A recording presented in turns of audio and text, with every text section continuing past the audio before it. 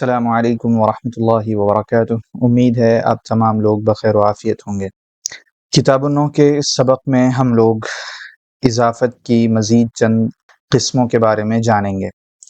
گزشتہ سبق میں اگر آپ نے وہ ویڈیو دیکھی ہے تو معلوم ہوگا کہ ہم لوگوں نے اضافت لفظی کے متعلق جانا تھا کہ اضافت لفظی کس چیز کا نام ہے اور اس کا فائدہ کیا ہوتا ہے، اور کون سے ایسے احکام ہیں جو اضافت لفظی کے ساتھ خاص ہیں۔ خاص طور پر یہ نقطہ ذہن میں رہنا چاہیے کہ اضافت لفظی میں مضاف پر بھی الف لام آ سکتا ہے، جبکہ دیگر اضافت کی دوسری قسموں میں مضاف پر الف لام نہیں آ سکتا ہے۔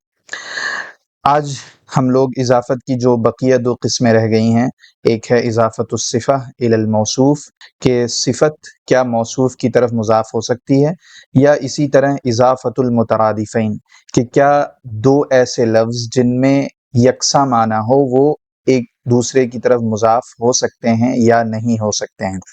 تو جیسا کہ ہم نے پہلے ہی وضاحت کی تھی کہ کتاب میں بصرہ کے نحویین، بصرہ کے نحات کا مسلک ذکر کیا گیا ہے، اور بصرہ کے نحویوں کا ماننا ہے کہ موصوف صفت ایک دوسرے کی طرف مضاف نہیں ہو سکتے، یعنی نہ تو موصوف کی صفت کی طرف اضافت ہو سکتی ہے اور نہ ہی صفت کی موصوف کی طرف اضافت ہو سکتی ہے۔ اسی طرح ایسے وہ دو لفظ جن میں یکساں معنی پائے جاتے ہیں ان کی بھی اضافت نہیں ہو سکتی ہے۔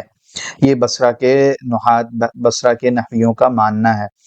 جب آپ اس نظریے کو مانتے ہیں کہ اس کی اضافت نہیں ہو سکتی، تو وہ تمام طرح کی تراکیب، وہ تمام طرح کے جملے جہاں پر بظاہر دیکھنے میں ایسا لگتا ہے کہ موصوف کی اضافت صفت کی طرف ہوئی ہے یا صفت کی اضافت موصوف کی طرف ہوئی ہے، یا اسی طرح ایک ہم معنی لفظ کی اضافت اسی جیسے معنی کے والے لفظ کی طرف ہوئی ہے، تو ایسی صورتوں میں آپ کو تاویل سے کام لینا پڑتا ہے۔ ایسی صورتوں میں آپ ایک ایکسپلینیشن دیتے ہیں کہ یہاں پر ایسا جو ہمیں نظر آ رہا ہے ویسا نہیں ہے۔ اضافت الموصوف الی الصفہ کی ضمن میں ہم نے جانا تھا کہ اگر ہمیں کوئی ایسی ترکیب نظر آئے جس میں موصوف صفت کی طرف مضاف ہوتا ہوا دکھے، تو ہم وہاں پر کہیں گے کہ موصوف صفت کی طرف مضاف نہیں ہے، بلکہ صفت کا موصوف جو کہ مضاف الیہ بن رہا تھا اسے حذف کر دیا گیا اور صرف مضاف الیہ، صرف اس کی صفت نظر آ رہی ہے۔ تو ایسی صورت میں ہم وہاں پر مانیں گے کہ وہ پورا جز نہیں ہے بلکہ اس کا موصوف حذف کر دیا گیا ہے جس کی طرف یہ مضاف کی گئی ہے۔ جیسے پچھلی مثالوں میں ہم لوگوں نے پڑھا کہ صلاۃ الاولی نہیں ہے بلکہ اصل میں تھا صلاۃ الساعۃ الاولی، یعنی الساعہ جو کہ موصوف تھا جس کی صفت الاولی ہے اسے حذف کر دیا گیا۔ اس وجہ سے ایسا لگ رہا ہے کہ صلاۃ جو کہ موصوف ہے وہ الاولی اپنی صفت کی طرف مضاف ہے، حالانکہ ایسا نہیں ہے ان لوگوں کے نزدیک جو یہ مانتے ہیں کہ موصوف صفت کی طرف مضاف نہیں ہو سکتا۔ اور ایسا ماننے کی ایک عقلی دلیل بھی دی تھی کہ موصوف صفت ایک ہی چیز ہوتے ہیں اور مضاف الیہ دو الگ الگ چیزیں ہوتی ہیں۔ تو موصوف کو صفت کی طرف اگر آپ مضاف مانتے ہیں تو آپ کو یہ ماننا پڑے گا کہ موصوف کوئی الگ چیز ہے اور صفت کوئی الگ چیز ہے، اور ایسا ماننے میں معنوی خرابی پیدا ہوتی ہے۔ لہٰذا ہم یعنی بصرہ کے نحویین یہ مانتے ہیں کہ موصوف کو صفت کی طرف مضاف نہیں کیا جا سکتا۔ جو چیز مضاف ہوگی وہ مضاف الیہ نہیں ہوگی، اور جو مضاف الیہ ہوگا وہ مضاف نہیں ہوگا۔ لیکن موصوف صفت ایک ہی چیز ہوتی ہے، تو اگر آپ اس کو مضاف کریں گے تو وہ جو معنی کا امتیاز ہے دونوں ترکیبوں میں، موصوف صفت میں اور مضاف الیہ میں، وہ ختم ہو جائے گا۔ لہذا ایسا کرنا صحیح نہیں ہے۔ یہ عقلی دلیل ہے، معنوی دلیل ہے، اور جب ایسی کوئی ترکیب آئے تو اس میں تعویل کیا کریں گے وہ آپ کو بیان کر دی گئی۔ اب کہہ رہے ہیں اضافت الصفہ الی الموصوف، ایسے ہی صفت موصوف کی طرف مضاف نہیں ہو سکتی، یعنی ہم صفت کو موصوف کی طرف مضاف نہیں کر سکتے۔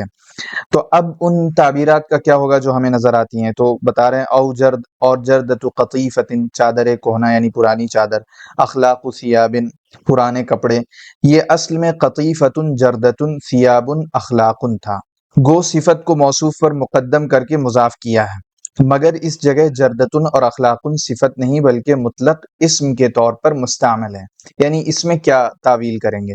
کہہ رہے ہیں کہ یہ جو کیا بولتے ہیں، آپ کو اخلاقن جو نظر آ رہا ہے جس کے معنی پرانے کے ہیں، یا اسی طرح جردتن جو نظر آ رہا ہے اس کے معنی بھی پرانے کے ہیں اور اس میں صفت کے معنی پائے جا رہے ہیں. کہہ رہے ہیں اس میں صفت کے معنی نہیں ہے بلکہ یہ خود ایک اسم ذات ہے. کیا ہے؟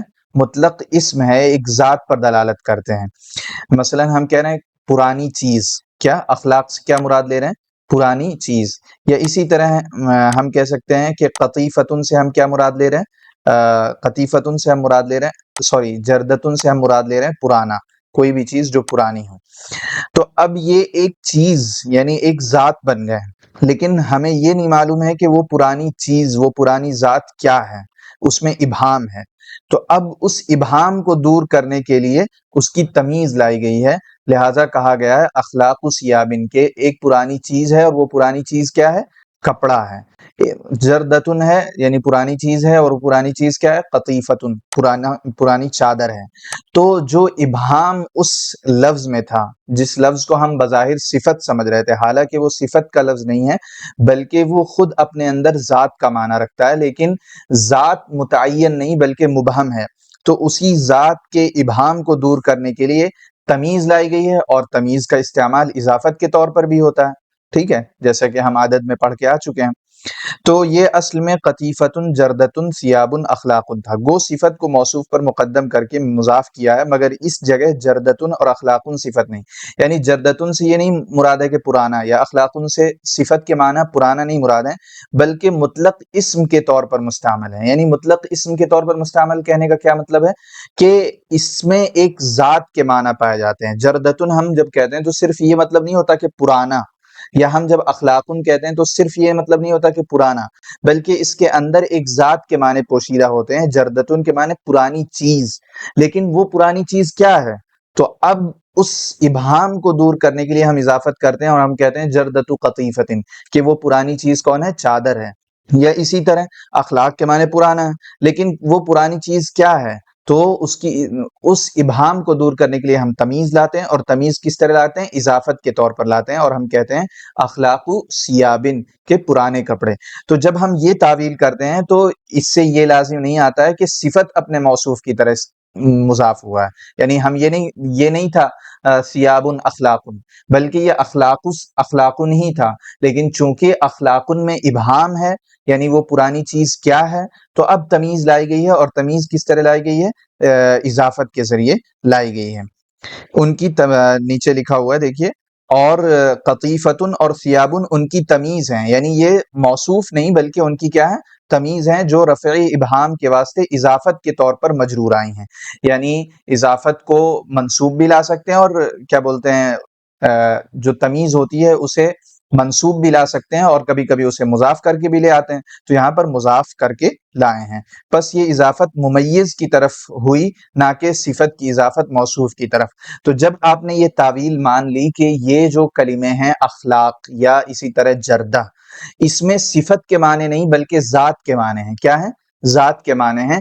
تو اب ہمیں یہ طے کرنا ہوگا کہ وہ جو پرانی چیز ہے، وہ پرانی شے ہے، وہ کون سی ہے، اس کے ابہام کو دور کرنا ہے. تو اب ایسی صورت میں ہم ایک تمیز لے کر آئیں گے، اور تمیز لانے کی صورت دو ہو سکتی ہے. یا تو ہم کہیں اخلاقن ثیابن، کہ یہ پرانے کپڑے ہیں، یعنی منسوب کر کے لائیں. اور ایک صورت یہ ہو سکتی ہے کہ ہم اضافت کر کے لائیں، اور وہی یہاں پر کیا ہے، کہا گیا اخلاق ثیابن یا قطیفت جریدتن. یہاں تو اس سے یہ سمجھ میں آیا کہ جو یہ لفظ ہیں کیا بولتے ہیں اخلاق یا جریدہ، یہ اپنے موصوف کی طرف نہیں بلکہ اپنی تمیز کی طرف مضاف ہیں. تو ایسی صورت میں وہ اشکال پیش نہیں آتا ہے. اس کی ایک مثال یوں دیکھ سکتے ہیں، جیسے جوال کہتے ہیں کسی ایسے شخص کو جو بہت ٹہلنے والا ہو، بہت گھومنے والا ہو. تو اب جوال کو آتا ہے استعمال جوال ہاتفن. کیا؟ جوال ہاتفن. جوال کے معنی بہت گھومنے والا ہے، اور ہاتف کا مطلب ہوتا ہے جو آواز لگائے.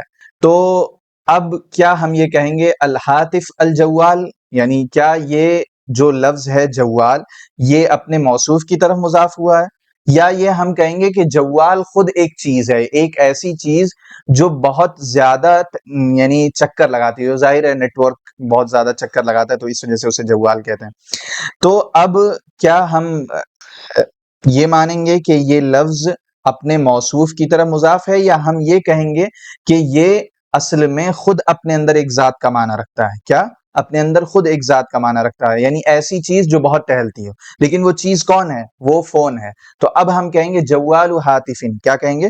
جوال ہاتفن۔ تو جب ہم یہ تعویل کرتے ہیں تو ایسی صورت میں یہ نہیں کہنا پڑتا کہ موصوف کیا بولتے ہیں، صفت اپنے موصوف کی طرف مضاف ہے، بلکہ ہم یہ کہتے ہیں کہ ممیز اپنی تمیز کی طرف مضاف ہے۔ یعنی جوال میں ابہام تھا کہ کون سی چیز ہے جو بہت زیادہ ٹہلتی ہے، تو اب یعنی بہت زیادہ چکر لگاتی ہے، تو اب ہم نے اس کو ہاتف کی طرف مضاف کر دیا، تو اس سے جوال کے اندر جو ابہام تھا، یعنی بہت سی چیزیں ہو سکتی ہیں جن کے اندر یہ جوال والے معنی ہوں، تو جب لیکن ہم نے ہاتف یعنی تمیز کا اضافہ کر دیا تو وہ ابہام دور ہو گیا۔